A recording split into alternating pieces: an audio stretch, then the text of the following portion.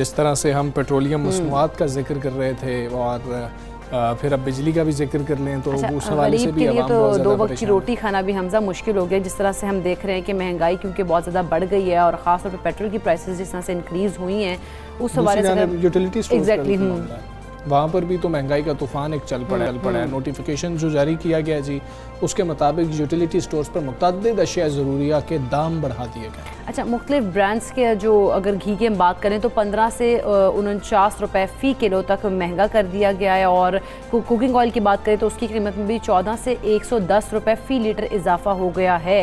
अगर वफाकी इदारे शुमारियात की बात कर लें तो हफ्तावार महंगाई की रिपोर्ट में बताया गया है कि महंगाई की मजमूई शरह 12.66% तक पहुँच गई है और कम आमदनी वालों के लिए महंगाई की शरह में 14.12% इजाफा हुआ है। और वज़ीर आज़म साहब को तकरीबन 2.5 साल हो गए हैं ये कहते हुए कि जी के जो महंगाई की सूरत हाल है उसको ख़ुद मॉनिटर कर रहा हूँ, महंगाई को कम करना मेरी पहली तरजीह है। लेकिन तरजीह कहना और तरजीह होना उसमें अब कुछ फ़र्क नज़र आ रहा है। आम आदमी के लिए बहुत ज़्यादा मसाइल हैं, शायद उन लोगों के लिए मसाइल नहीं हैं जो इजीली अफोर्ड कर सकते। बिल्कुल ऐसी हमजा जो कि अगर दिहाड़ीदार हम तबके की बात करने ख़ास तौर पर तो उसको पता होता है, बिल्कुल मिडिल क्लास की बात करते हैं। लेकिन हम अगर हम दिहाड़ीदार तबके को देखें वो तो रोज़ की रोज़ कमाना है और जो लेके आना है तो वो भी मतलब वो उस चीज़ों को अफोर्ड करना उसके लिए बहुत मुश्किल हो गया, मतलब गुजारा करना उन चीज़ों में। अगर हम बात करें गुज़श्ता 1 हफ़्ते की तो उसके दौरान 22 ज़रूरी इस्तेमाल की जो अशिया उनकी कीमतों में इजाफा रिकॉर्ड किया गया और हुकूमत ने महंगाई की मौजूदा लहर पर काबू ना पाया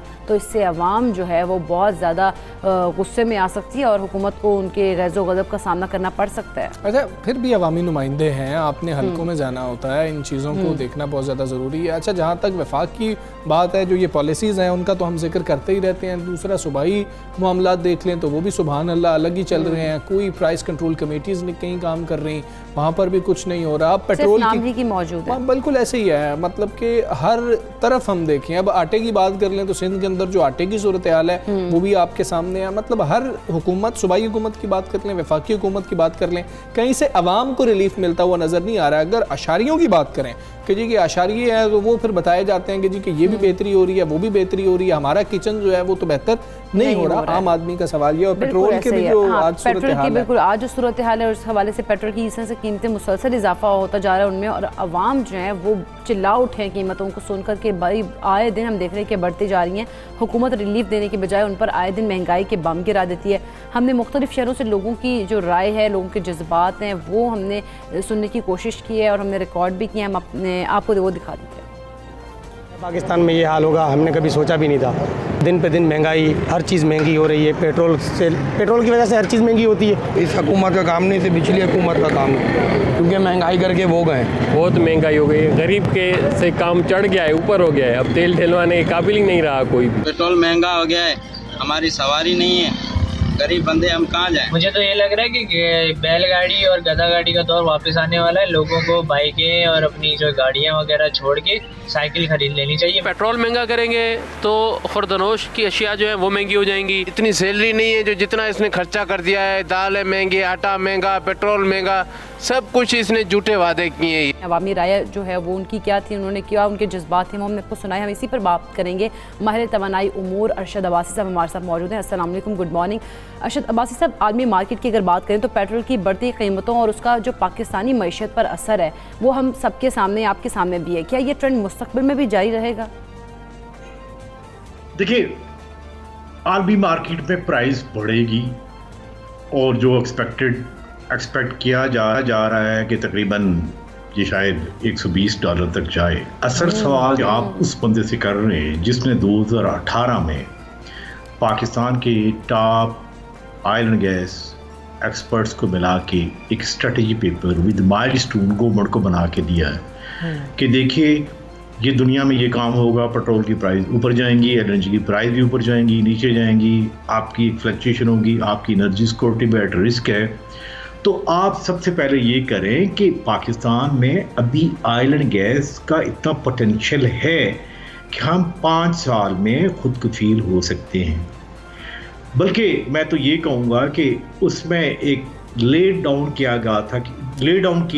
गया था रोड मैप कि केपीके में किस किस पॉइंट के ऊपर ऑयल जो है वो जिसे कहते हैं ना उसकी सीपेज है जहां आपने भी कई वीडियो देखी होंगी, कई वीडियो हमने बना के डाली हैं कि हुजूर इस एरियाज को ये जो ऑयल वेल निकल रहा है या ये वहाँ से जो ऑयल सीप हो रहा है जिसको लोग इस्तेमाल कर रहे हैं पीटर इंजन्स में, इनको पंक्चर करें। यहाँ 40,000 से लेके 80,000 तक ऑयल आपको मिल सकता है। ठीक है, बासित साहब ये भी बताइएगा, तेल और दीगर अशिया की बढ़ती जो कीमतें हैं, इसकी वजह से पाकिस्तानी मईशत को कितना नुकसान उठाना पड़ सकता है? आलमी मंडी में हम देख रहे हैं कि तेल महंगा हो रहा है, पाकिस्तान के इंपोर्ट्स बढ़ेंगे।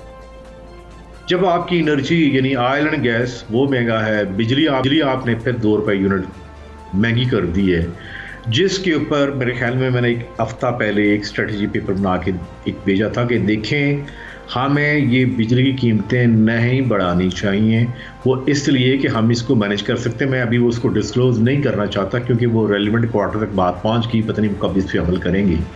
तो आप देखिए बिजली की कीमतें बढ़ गई, तेल की भी कीमतें बढ़ गई, गैस की कीमतें बढ़ गई। तो मुझे बताएं कौन सी वो चीज़ है जिसकी कीमत नहीं बढ़ेगी? आपके घर में या एक सब्ज़ी है या कोई बेसिक इंग्रेडिएंट है, वो देखिए वो कोई आसमान से नहीं उतरेगी, वो किसी चीज़ के ऊपर चल के जाएगी। जब उसकी मूवमेंट होगी, जब वो व्हीकुलर उसकी मूवमेंट होगी तो कीमतों पे तो असर डेफिनेटली पड़ेगा। वो असर इस हद तक पड़ेगा कि मेरे ख्याल में सच्ची बात है कि मेरे जैसा बंदा कि जो प्रोफेशनल है, जो कि जिसको ये बात सियासी बात तो नहीं करनी चाहिए, लेकिन मेरे ख्याल में महंगाई कमी जो पहले ही आ चुकी है, ये ठीक बात है। लेकिन अगर हम बात सब देखें, अवाम की बात करें तो अवाम इस वक्त रिलीफ कह रही कि हमें रिलीफ मिलना चाहिए। अगर अब हम गवर्नमेंट की बात करें तो गवर्नमेंट महंगाई के वो कौन कौन से पहलू हैं जिन पर एक्शन प्लान बनाकर अवाम को रिलीफ दे सकती है? शेल गैस के ऊपर एक हमें पॉलिसी वाज़े करके इंटरनेशनल प्लेयर्स को बुलाना पड़ेगा। हमने इन 3 साल में एक दफ़ा भी अपने ब्लॉक्स की इंटरनेशनल बिडिंग नहीं की। ये जो ऑयल एंड गैस एक्सप्लोर करने के लिए ब्लॉक्स मतलब यानी जैसे एरिया सेक्टर्स देने पड़ते पूरी दुनिया को, हमने अभी तक पेश नहीं किए। हमें वो रेड टेप ख़त्म करके red carpet investors, international investor को देनी पड़ेगी, जो कहें जिनको कहना पड़ेगा कि आए तेल भी आप निकालें, गैस भी निकालें, आप भी कमाएं, हमें भी कमा के दें। जब हम कमा के देंगे, हमारा जो डोमेस्टिक ऑयल एंड गैस निकलेगा तो वो इंटरनेशनल प्राइस से इंतहाई कम है। मैं आपको मिसाल दूँ, $10-12 से ऊपर नहीं जाएगा। ये मेरा एक मेरी एस्टिमेशन है।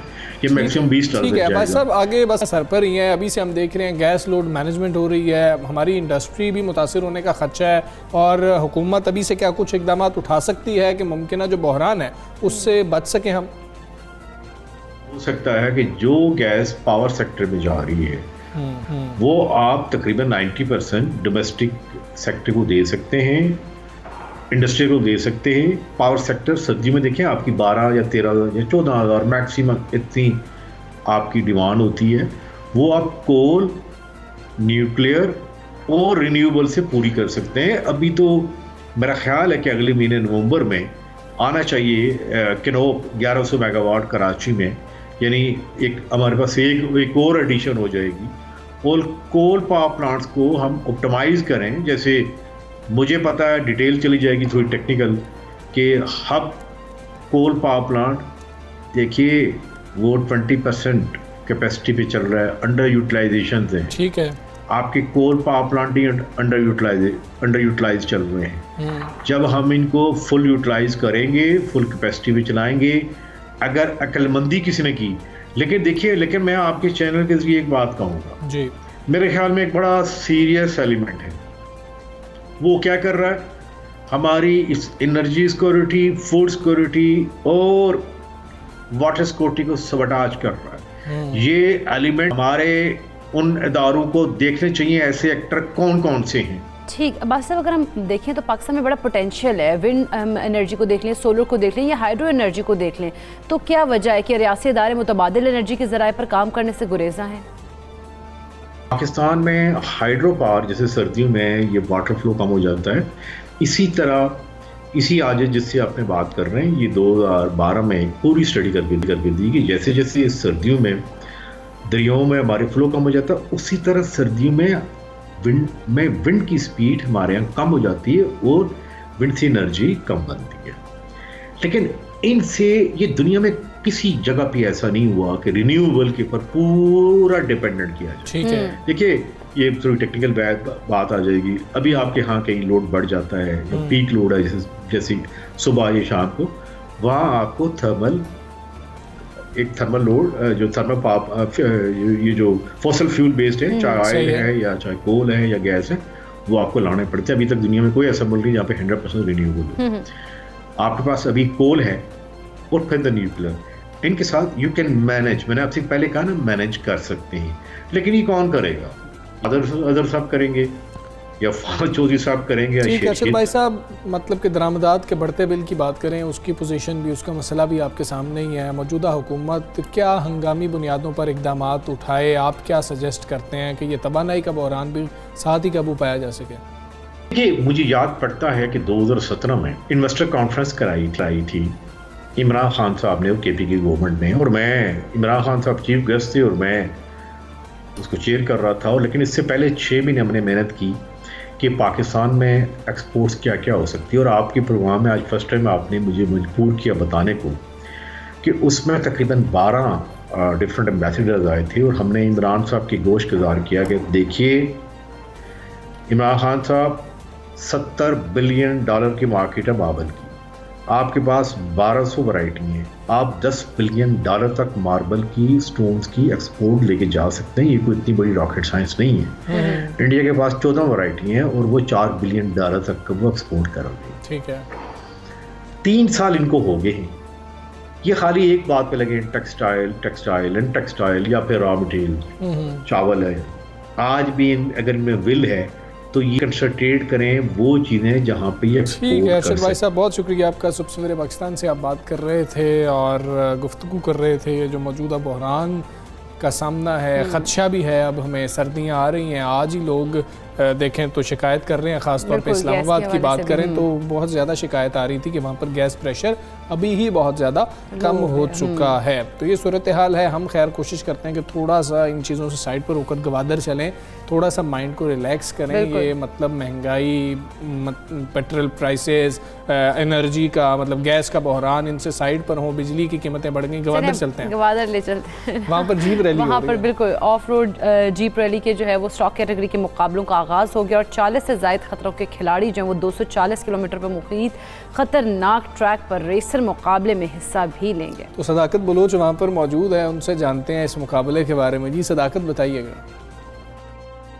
जी बिल्कुल, आज ग्वादर ऑफ रोड रैली के हवाले से खतरों के खिलाड़ी ताला आजमाई के लिए मैदान में उतर चुके हैं। आज ग्वादर ऑफ रोड रैली का पहला मुकाबला स्ट्रोक कैटेगरी के दरमियान हो रहा है, जिसमें 40 से ज़ायद जो रेसर हैं वो हिस्सा ले रहे हैं। और इसके साथ साथ यहाँ इस कैटेगरी में जो है कि 3 गैर मुल्की भी और दो ख़वातीन भी शामिल हैं। 240 किलोमीटर पर मुहित ये ख़तरनाक तरीन ट्रैक पर ये रेसर जो कि आपस में मुकाबला करेंगे, आज किस्मत आजमाई करेंगे। आज ये ख़तरनाक तरीन ट्रैक पर रेस का बाकायदा आगाज़ हो चुका है और 40 से ज़ायद इसमें रेसर हैं वो हिस्सा ले रहे हैं। जी बिल्कुल ठीक है सदाकत, बहुत शुक्रिया आपका। आपने हमें ये जो रेस है इसके बारे में बताया। जीप रैली है, स्टॉक कैटेगरी के मुकाबले जारी हैं और 40 से ज़ायद खतरों के खिलाड़ी हैं। आपने बताया हमें कि 240 किलोमीटर का एक तवील ट्रैक है, एक तवील ट्रैक है और ख़तरों के खिलाड़ी जो हैं वो वहाँ पर अपने जो है अपना असरा दिखाएंगे, पोटेंशियल कि उनमें कितना पोटेंशियल है, वो कितनी